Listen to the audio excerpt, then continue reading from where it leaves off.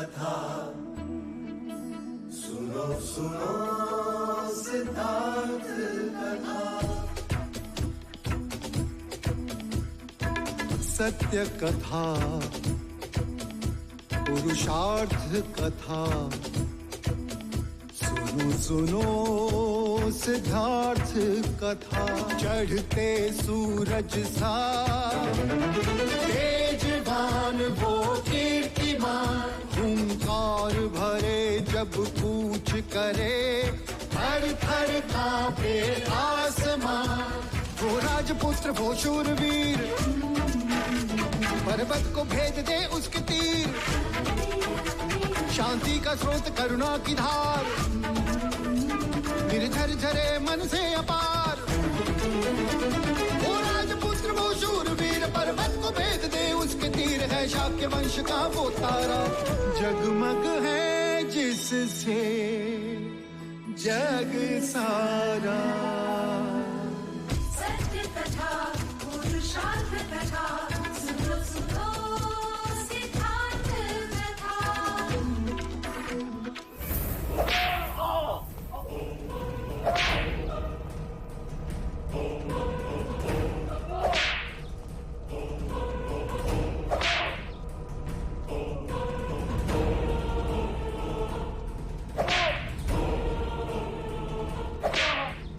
और कितने लोग हैं तेरे साथ?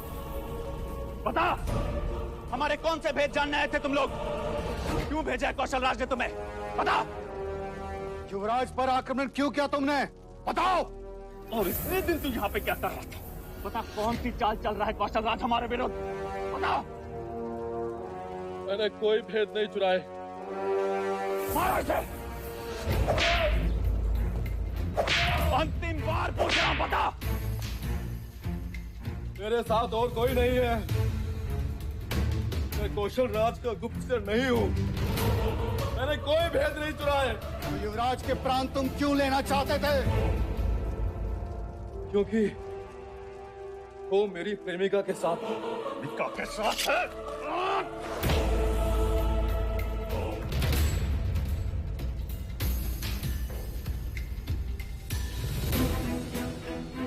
ये सत्य कह रहा है मंजले काका, ये उर्मिला से प्रेम करता है। उर्मिला? वो गणिका? गणिका और प्रेम? ये सब मनगढ़ंत कहानियां हैं युवराज। ये गुप्तचर है, केवल गुप्तचर।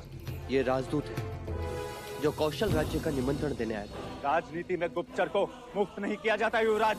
राजनीति में राजदूत पर हथियार भी नहीं उठाए जाते, उसे अभय वचन दिया जाता है। राजदूत कभी भी युवराज पर आक्रमण नहीं करते, और इसने तो आप पर। ये दोनों बातें अलग हैं। इसे इस विषय के साथ ना जोड़ें। क्यों ना जोड़ें? ये गुप्तचर है, इसीलिए इसने आप पर आक्रमण किया। या आक्रमण किया इसीलिए गुप्तचर बना दिया गया।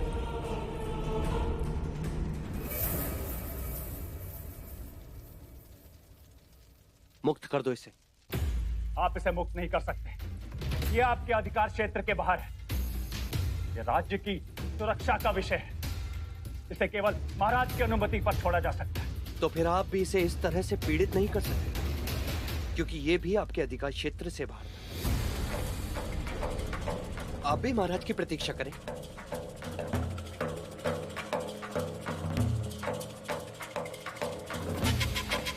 युवराज होने के नाते आज मैं इसे एक अभय वचन देता हूं,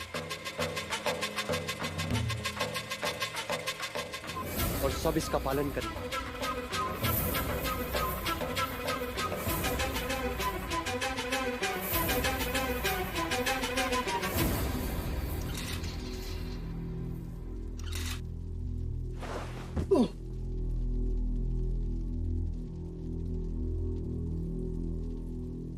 अब मैं बलदेव से एकांत में बात करना चाहता हूं।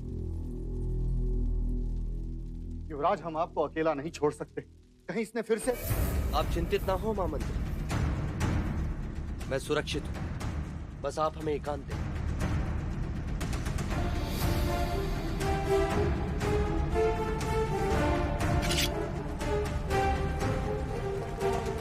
सिद्धार्थ अपनी मर्यादा और बड़ों का आदर भूल रहा है।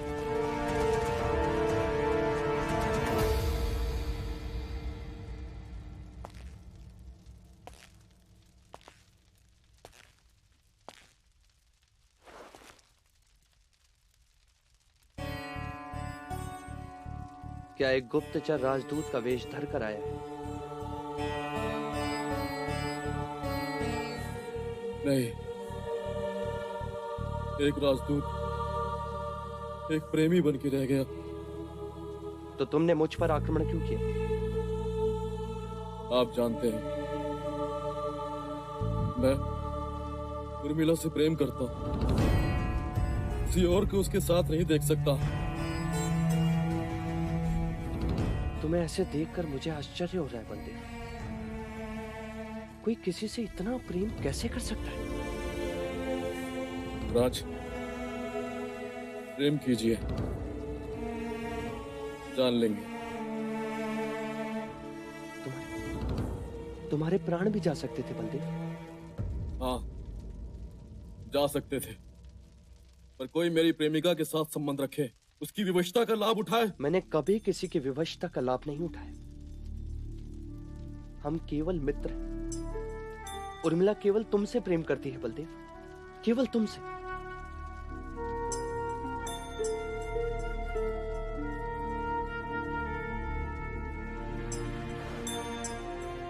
क्या तुम उर्मिला से विवाह करोगे?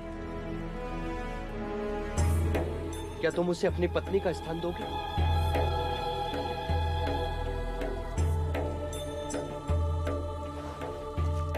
तो वचन है ये मेरा, तुम्हारा विवाह मैं करवाऊंगा उर्मिला से। आप धन्य हैं युवराज, आप धन्य हैं।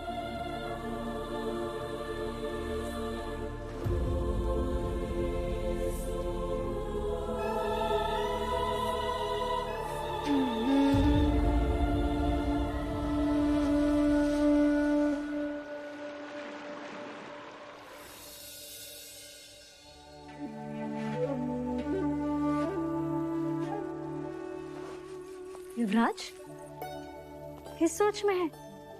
दूसरा बंध तो पहनना ही भूल गए। क्या तुमने कभी किसी से प्रेम किया है लौशिका?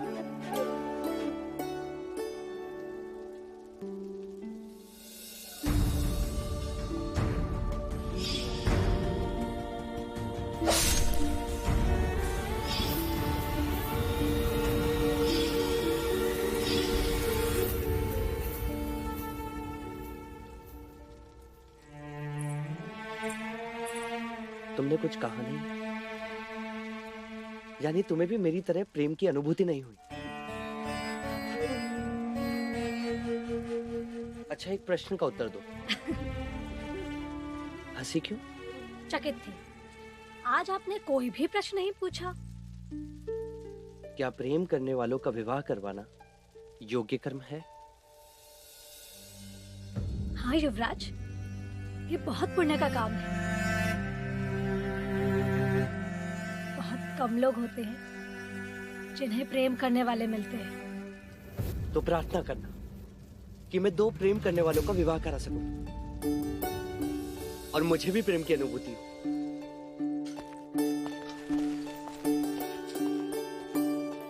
तथास्तु।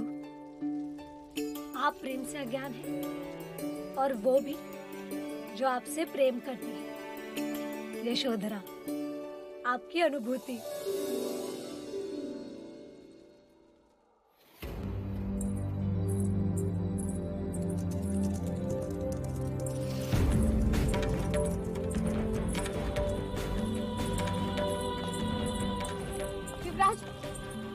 ठीक तो है ना? उसे दंड तो नहीं दिया क्या? क्या उसे छोड़ देंगे? क्या उसने मेरे बारे में कुछ पूछा? मुझे बोलने का अवसर तो दो। वो बिल्कुल ठीक है, मैं स्वयं उससे मिलकर आया। क्या कहा उसने? क्या हमारे प्रेम की कसौटी पर खरा उतरा वो? अब एक प्रश्न का उत्तर दो मुझे। बलदेव तुमसे विवाह करना चाहता है। क्या तुम बलदेव पर विश्वास करके कौशल जाने को तैयार हो?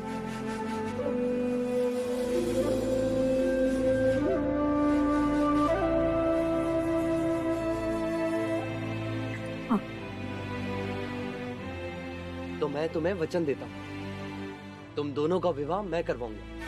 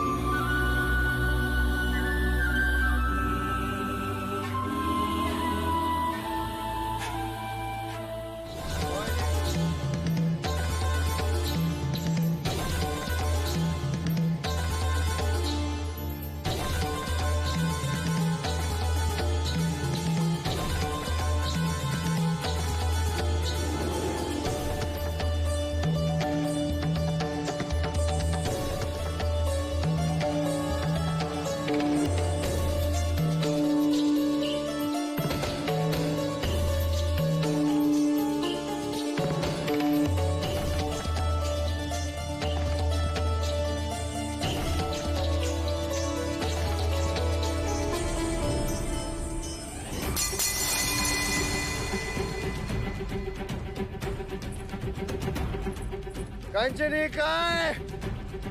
हाँ? मोहिनी देवी, हम कंचनी को देखना चाहते हैं, बुलाइए उसे। क्षमा कीजिए कुमार, किंतु कंचनी आपकी सेवा में उपस्थित नहीं हो पाएगी। अस्वस्थ है वो। अरे हम भी तो अस्वस्थ हैं कंचनी के बिना। कुमार, वो ज्वर से पीड़ित है। और मैं भी तो ज्वर से पीड़ित हूँ। काम ज्वर से।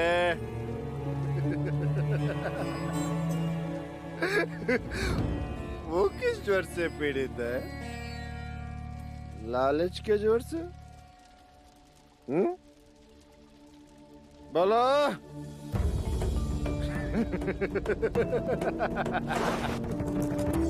ये लो उसका उपचार, और बुलाओ मेरे उपचार को। जाओ, उठाओ उसे और बुलाओ कंचनी को। बुलाओ। ज्येष्ठ, उन्होंने कहा ना कंचनी बीमार है।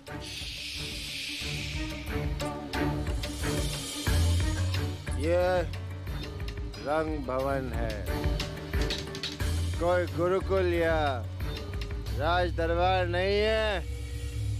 क्या तुम्हारी चलेगी? समझे?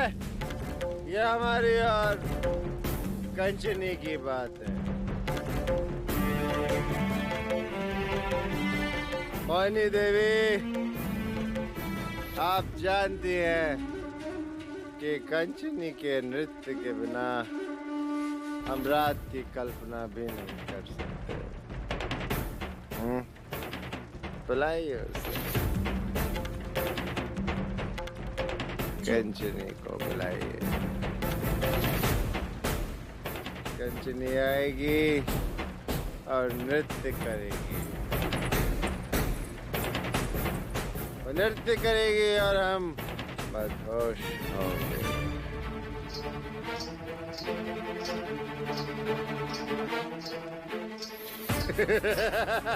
कंचनी, कंचनी, आओ।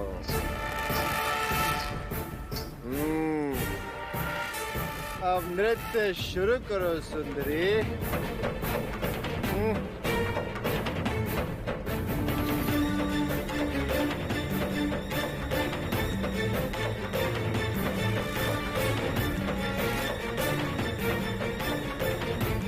बजाओ, बजाओ।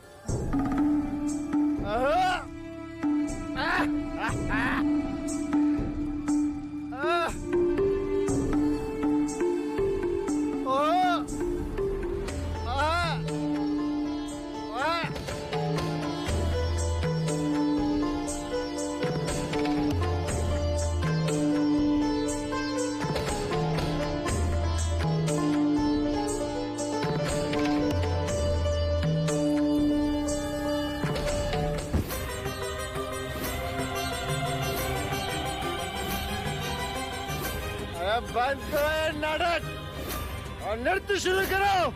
बस करो ज्येष्ठ, हम सब तुम्हारे कारण अपमानित हो रहे। तो मैं लौट जाइए। ये जगह अपमान से परे। तुम देख रहे हो, ये अस्वस्थ है। ये अरे ये एक गणिका है। हमारी कामाग्नि को शांत करना इसका कर्तव्य है। ये हमारी तरह मनुष्य भी है। ये सिर्फ एक गणिका है, एक उपभोग की वस्तु। इसके अतिरिक्त कुछ नहीं है। क्षमा करना चाहिए, आपको केवल स्त्री शरीर की आवश्यकता है और कुछ नहीं। तो और भी है यहाँ पर, किसी के भी साथ अपना दिल बहला लीजिए। अच्छा, ठीक है, जैसी युवराज की आज्ञा। तो फिर आज रात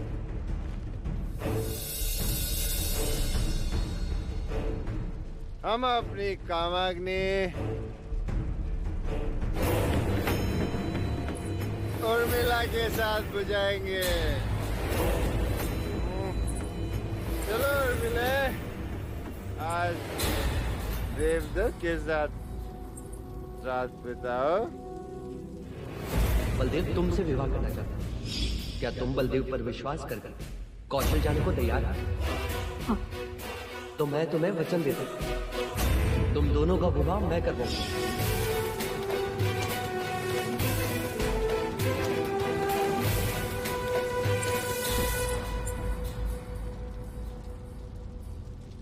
क्या हुआ युवराज,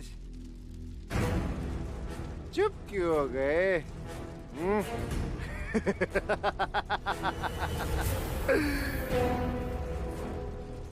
नहीं रह सकोगे ना उर्मिला की वीणा के बिना? कहना आसान होता है युवराज, और करना कठिन। जिस तरह तुम उर्मिला के वीणा के बिना तड़पते हो ना, उसी तरह हम भी अपनी कंचनी के बगैर तड़पते हैं। समझे? कंचनी, आओ कंचनी।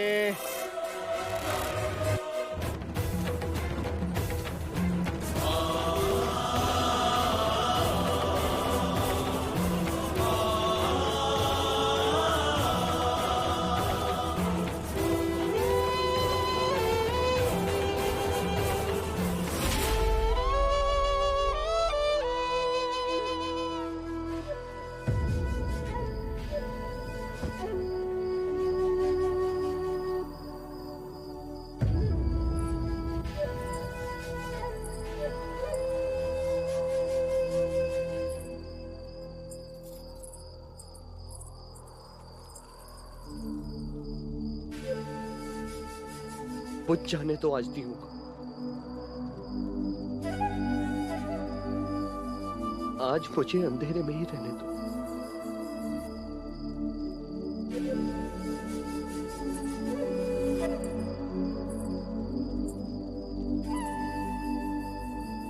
क्या वीणा सुनने की इच्छा है? नहीं,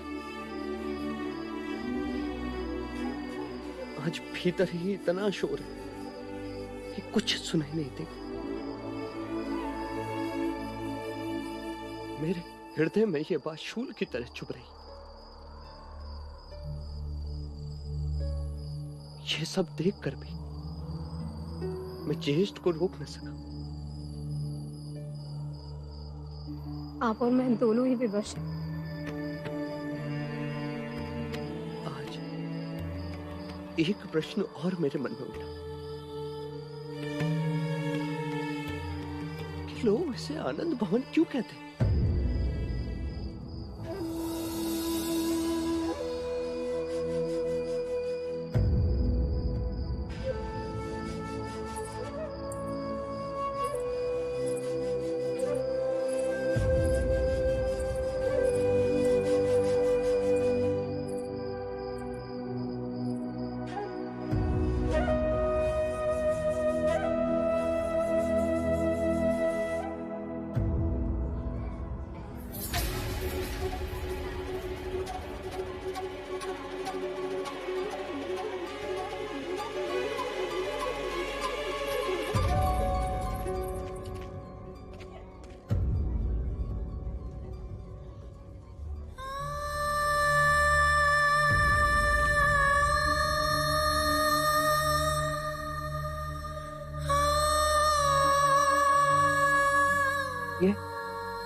ये सब क्या है?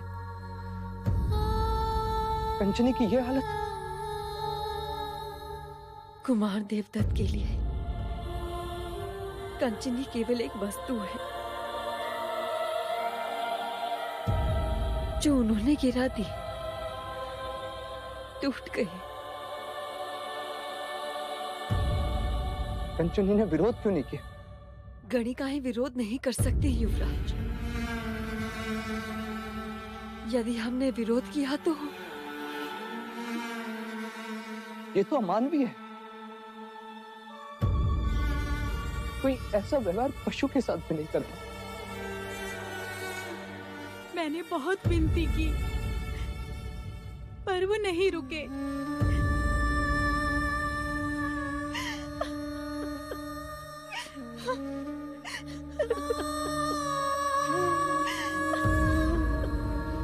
ये निष्ठुरता,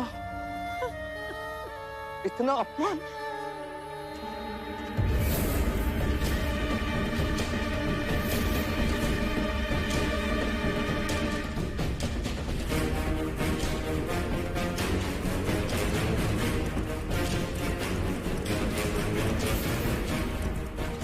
ज्येष्ठ कहाँ है कामुका? जी वो अखाड़े की ओर गए हैं।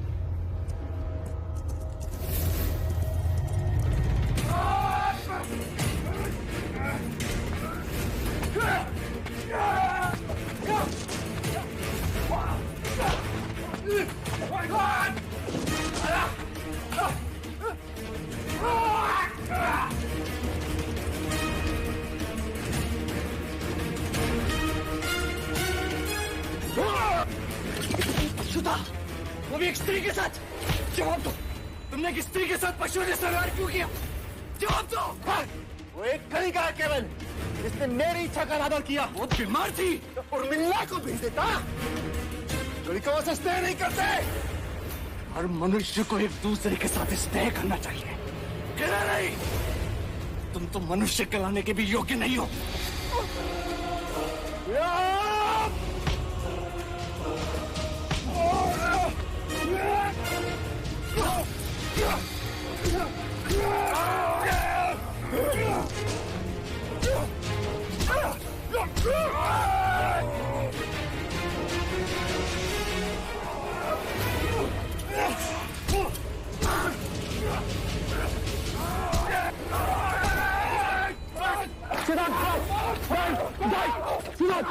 सिद्धार्थ!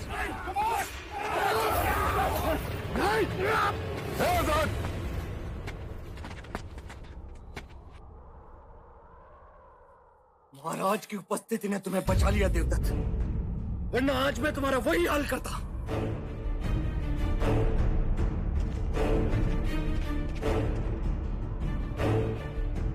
क्षमा महाराज, आज्ञा।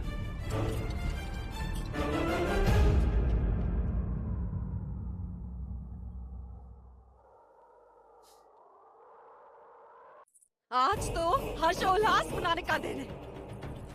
सेहानु के वंशज ने अपने ज्येष्ठा पर हाथ जो उठाया है।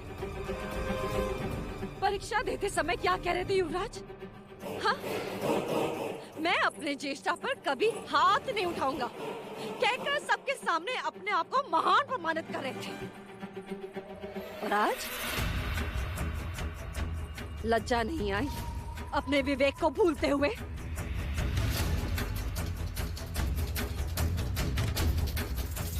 सिद्धार्थ, ये तुमने उचित नहीं किया। जाओ जाके देवदत्त से क्षमा मांगो। क्षमा मैं आपसे मांगता हूँ, किंतु आप जानते नहीं। कारण कोई भी हो, मुझे नहीं सुनना।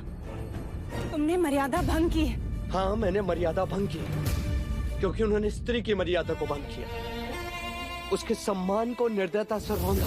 तो ये मत भूलिए युवराज सिद्धार्थ कि जिस स्त्री की आप बात कर रहे हैं वो कोई देवी नहीं, एक तुच्छ गणिका है। वो गणिका एक स्त्री भी है। उसने देवदत्त की सेवा में उपस्थित रहने से मना किया।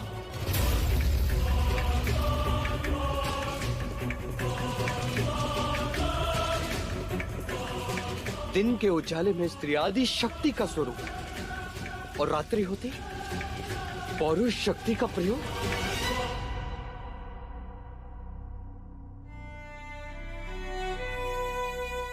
ज्येष्ठा ने आज हम सबको लज्जित कर दिया, और विवेक मैं नहीं भूला। संस्कारों की होली ज्येष्ठा ने जलाई, और बदनाम हुआ मैं।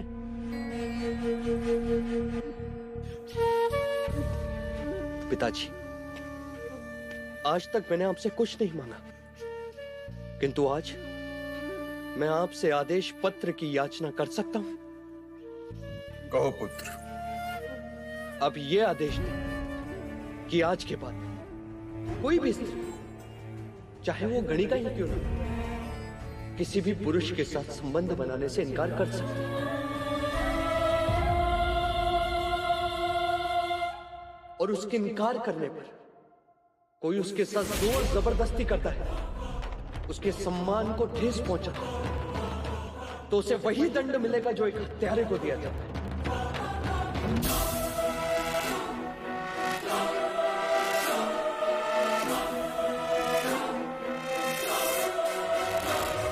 महाराज, सिद्धार्थ की बात योग्य है। ये स्त्री की भलाई की बात कर रहा है।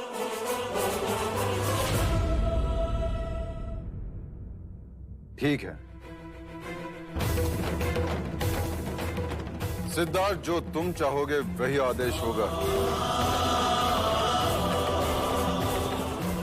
आपका ये आदेश मेरे लिए आपका दिया हुआ सबसे बड़ा उपहार है पिताजी। आज्ञा।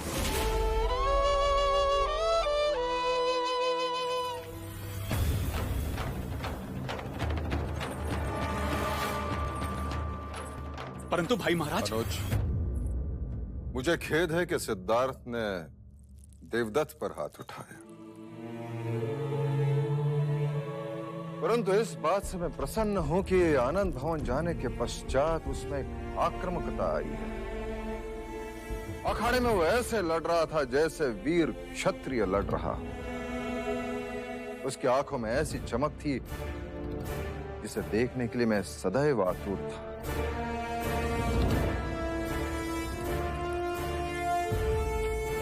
बधाई हो देवी। मैंने आज तक सिद्धार्थ को जब भी देखा एक बालक की तरह देखा, परंतु आज पहली बार सिद्धार्थ में एक पुरुष को देख रहा हूं।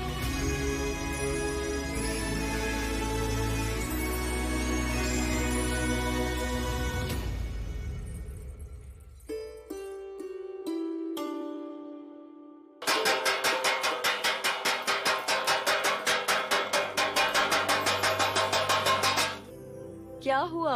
अरे क्या पूछ रही हो, क्या हुआ? यूं कहो युग बदलने का संकेत है। मैं कुछ समझी नहीं।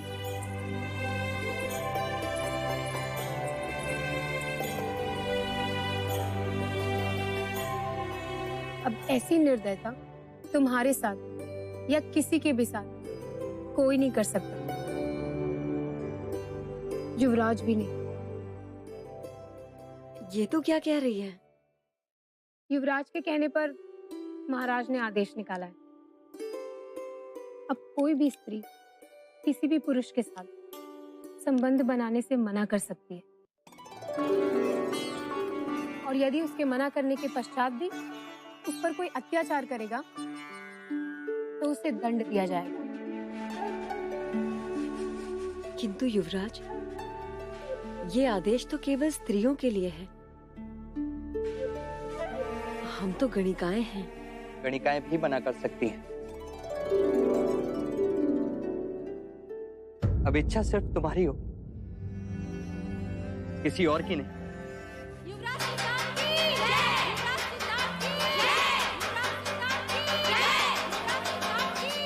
ये बात किसी चमत्कार से कम नहीं है युवराज।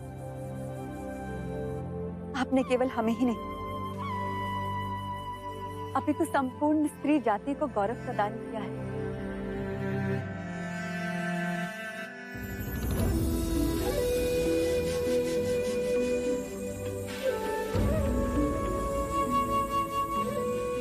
युवराज,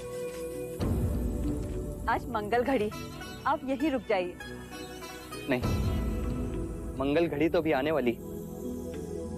अब कौन सी मंगल घड़ी आने वाली है? मैं नहीं समझी। गांधर्व विवाह की तैयारियां कीजिए।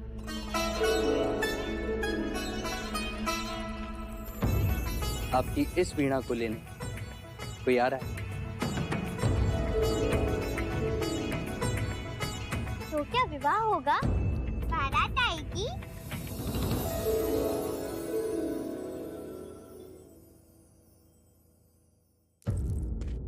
तुमने मुझे प्रेम से परिचित करवाया, अब मैं तुम्हें तुम्हारे प्रेम से मिलवाऊंगा। मेरे जीवन में तुम्हारा स्थान किसी गुरु से कम नहीं।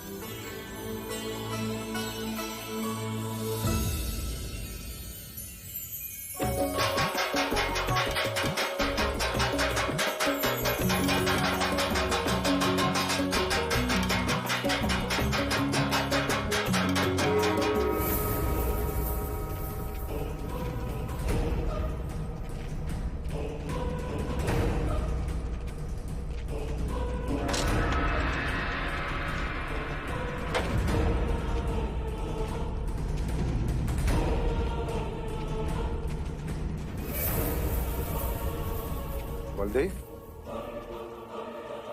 कौशल का राजदूत, ये यहाँ क्यों अनुज? राजदूत नहीं, गुप्तचर है ये। महाराज, मैं कोई गुप्तचर नहीं हूँ, यह आरोप झूठा है। इसने युवराज सिद्धार्थ पर आक्रमण किया था।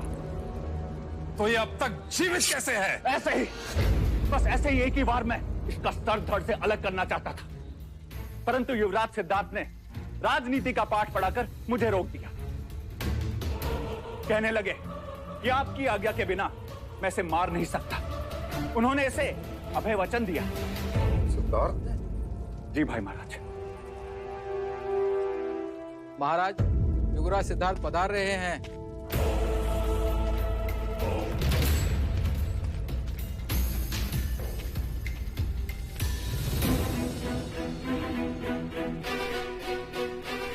अच्छा हुआ महाराज, आप मुझे यहीं मिल गए।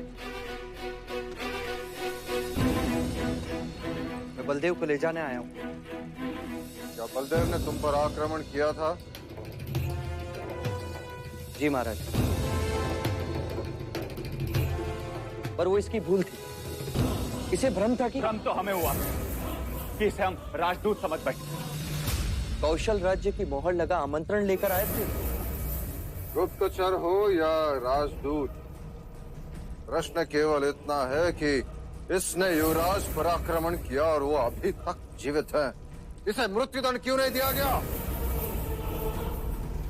क्षमा महाराज, पर आप दंड इसे नहीं, कपिल वस्तु की प्रजा को देंगे। अर्थात एक देश के राजदूत की दूसरे देश में मृत्यु हो जाए तो युद्ध की संभावनाएं बढ़ जाती हैं, और फिर चाहे युद्ध सत्य के लिए हो या असत्य के लिए, होती हानि ही है महाराज।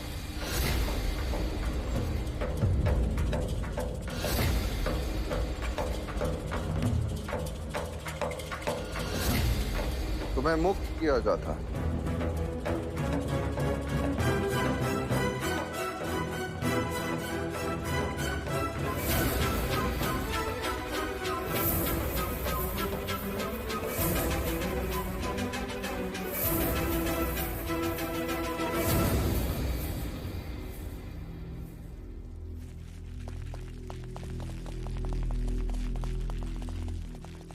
क्षमा कीजिएगा महाराज, ये कैसा पुत्र प्रेम है जो आपने युवराज के कहने पर कौशल राज्य के गुप्तचर को मुक्त कर दिया?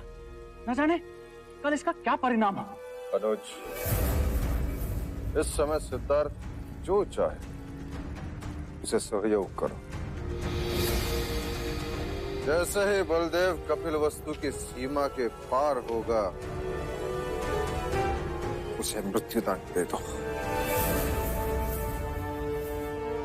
युवराज पर आक्रमण करने वाला जीवित नहीं रहना चाहिए। जी महाराज।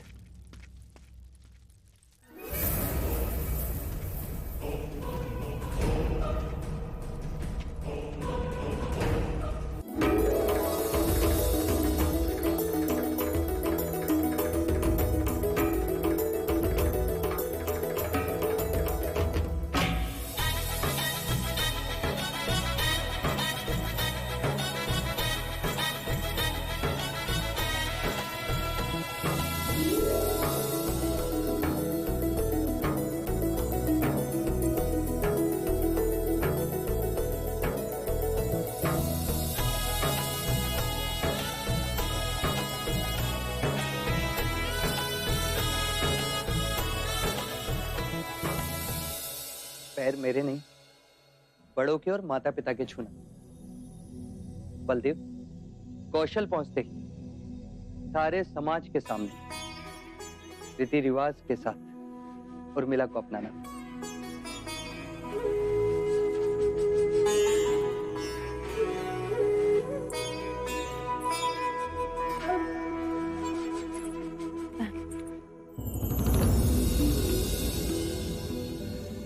सुखी रहो।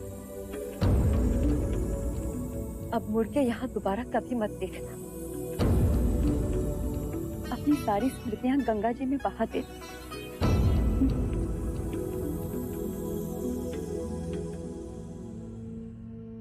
युवराज, ये सब कुछ आपकी इच्छा शक्ति के कारण हुआ है।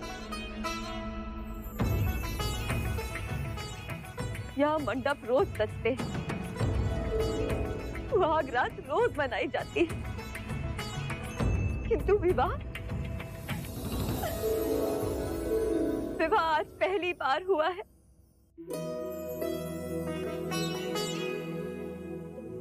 ये शहनाइयां आज पहली बार बजी है। आपको बहुत बहुत बहुत धन्यवाद।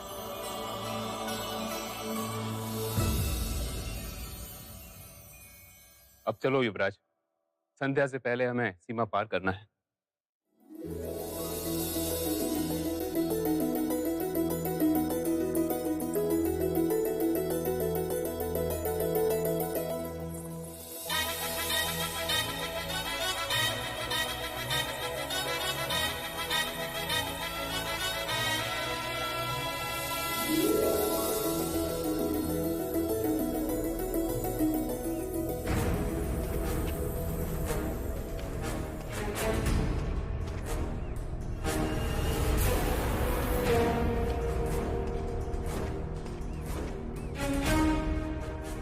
जैसे ही वो कौशल देश की सीमा में पहुंचे, उसे मार देना।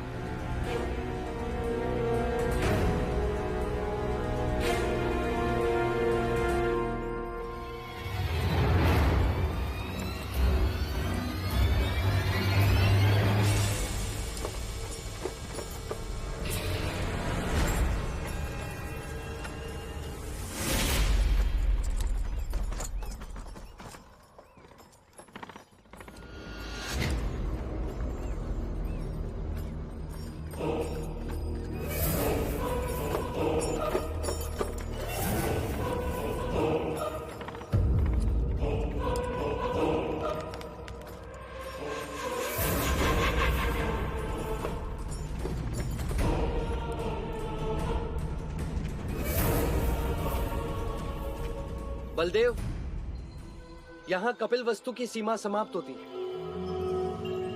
और कौशल देश की सीमा में तुम सुरक्षित होगे। चन्ना, इन्हें आगे तक छोड़ दो।